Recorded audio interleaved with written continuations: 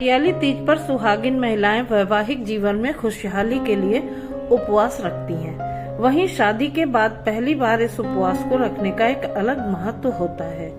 इस दिन नवविवाहिता को पूजा में 16 श्रृंगार करके बैठना होता है। इस दौरान की जाने वाली आराधना हमेशा संपूर्ण विधि के साथ करनी चाहिए। तो हरियाली तीज का व्रत रखने वाली महिलाओं को किस विधि से पूजा करनी चाहिए, ये मैं आज आपको बताती हूँ।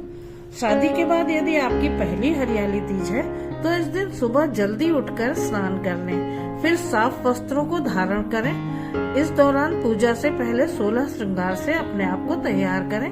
फिर पूजा के लिए एक चौकी तैयार करें। चौकी पर पीले रंग का कपड़ा बिछा दें। फिर इस पर भगवान शिव और उनके परिवार की मूर्तियां स्थापित करें। इसके बाद भगवान को नए वस्त्र पहनाएं। धीरे धीरे पूजा की सभी सामग्रियों को भगवान शिव और माता पार्वती को अर्पित करते रहें। फिर तीज व्रत की कथा सुने और आरती करें। आरती के बाद खुशहाल जीवन की कामना करते हुए भगवान शिव और माता पार्वती का आशीर्वाद लें। तो मैंने आपको संक्षिप्त रूप से पूजा की विधि बताई और अब इसमें सुनी जाने वाली कथा जो पूजा का एक महत्वपूर्ण अंग है, सबसे ज्यादा इम्पोर्टेंट है, तो वो मैं कथा लेकर आपके सामने आई हूँ। तो सती जी को उनके पूर्व जन्म के बारे में याद दिलाने के लिए यह कथा सुनाई थी। शिव जी कहते हैं, हे पार्वती, बहुत समय पहले तुमने हिमालय पर मुझे वर के रूप में पाने के लिए घोर तप किया था। इस दौरान तुमने अन्न जल त्याग कर सूखे पत्ते खाकर दिन व्यतीत किए थे। किसी भी मौसम की परवाह किए बिना तुमने निरंतर तप किया। तुम्हारी इस स्थिति को देखकर तुम्हारे पिता बहुत दुखी थे। ऐसी स्थिति में एक बार नारद जी तुम्हारे घर पधारे। जब तुम्हारे पिता ने नारद जी से उनके आगमन का कारण पूछा तो नारद जी बोले, हे गिरिराज, मैं भगवान विष्णु के भेजने पर यहाँ आया हूँ। आपकी कन्या की घोर तपस्या से प्रसन्न होकर वह उससे विवाह करना चाहते हैं। इस बारे में मैं आपकी राय जानना चाहता हूँ। नारद जी की बात सुनकर पर्वतराज अत्यधिक प्रसन्न हुए और बोले, हे नारद जी, यदि स्वयं भगवान विष्णु मेरी कन्या से विवाह करना चाहते हैं तो इससे बड़ी तो कोई खुशी की बात हो ही नहीं सकती। मैं इस विवाह के लिए राजी हूँ।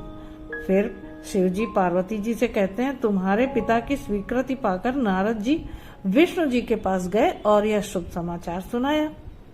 लेकिन जब तुम्हें इस विवाह के बारे में पता चला तो तुम्हें बहुत दुख हुआ। तुम मुझे यानी कैलाशपति शिव को मन से अपना पति मान चुकी थी। तुमने अपने व्याकुल मन की बात अपनी सहेली को बताई। तुम्हारी सहेली ने सुझाव दिया कि वह तुम्हें एक घनघोर वन में ले जाकर छुपा देगी और वहां रहकर तुम शिव जी को प्राप्त करने की साधना करना। इसके बाद तुम्हारे पिता तुम्हें घर में न पाकर बहुत चिंतित और दुखी हुए।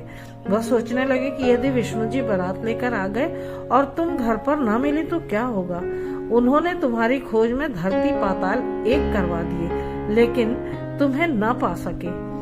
तुम वन में एक गुफा के भीतर मेरी आराधना में लीन थी। भाद्रपद तृतीय शुक्ल को तुमने रेत से एक शिवलिंग का निर्माण करके मेरी आराधना की, जिससे मैं प्रसन्न होकर मैंने तुम्हारी मनोकामना पूर्ण की। इसके बाद तुमने अपने पिता से कहा कि पिताजी, मैंने अपने जीवन का लंबा समय भगवान शिव की तपस्या में बिताया है और भगवान शिव ने मेरी तपस्या से प्रसन्न होकर मुझे स्वीकार भी कर लिया है।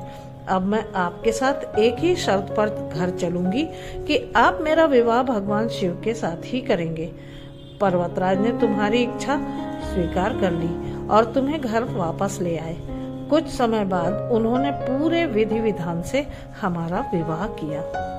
भगवान शिव ने इसके बाद कहा कि हे पार्वती, तृतीया को तुमने मेरी आराधना करके जो व्रत किया था उसी के परिणाम स्वरूप हम दोनों का विवाह संभव हो सका।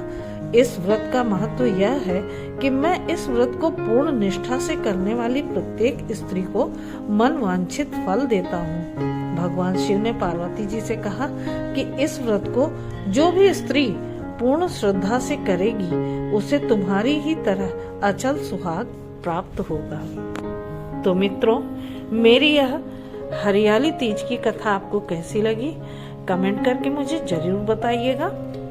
और अगर आपने मेरे चैनल को सब्सक्राइब ना किया हो तो कृपया ऐसी ही धार्मिक पौराणिक कथाओं के लिए सब्सक्राइब कर लीजिए और बेल बटन को दबाना बिल्कुल मत भूलिएगा। फिर मिलते हैं अगले वीडियो में एक नई कथा के साथ। तब तक के लिए आप सभी को नमस्कार। ओम नमः शिवाय।